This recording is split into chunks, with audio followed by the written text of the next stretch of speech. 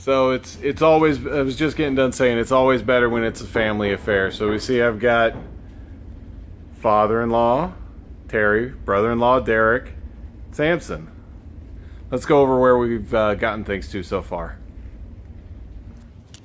So after the frustrations of last week, we kind of added to some of it. We've got a new alternator here. Yeah, ooh, shiny, pretty. Unfortunately, on the top mounting position, it was banging against the block. So we had to rob some parts off of Terry's 66 Galaxy. And so now we're underslinging our radiator, and it's our alternator, not our radiator. God bless. Has it been Monday? It's a Monday. It's a Monday. So we've got that mounted down with a different bracket there. We're clearing the block. Everything looks good. We've got our single wire set up and hooked up on there. So we're in a good spot there. Again, we're wired up to our solenoid and everything.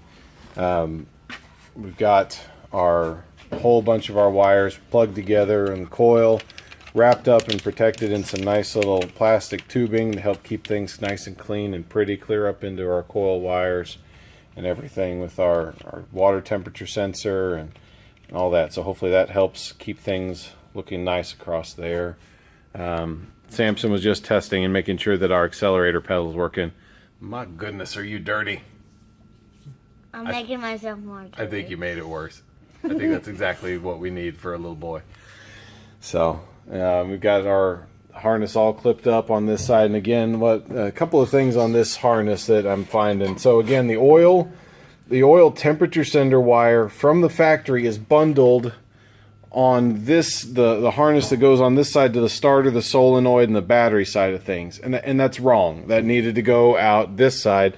So I had to split all the wire ties that came from the factory down. And remember, it's all full of these wire ties just like this from the factory. I had to split about 5 of them across there after I'd, of course, put it in the tubing. So I had to come out, split those, and rerun it down here. Again, this harness didn't have a wire for the washer fluid pump or the cigarette lighter, 2 things that were pretty standard on these old trucks. So there's no wires for it. So we've run, I bought some extra green accessory wire. I ran one for my washer fluid pump, and I did the same for the cigarette lighter. Now what we did with that is we went out of this housing here for the power windows and power locks. Yep, there's Samson's showing you the cigarette lighter.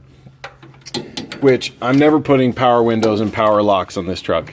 He might, but by the time that happens, I ain't gonna be here. So so what we did was just jump right off of those. The cigarette lighter's 30.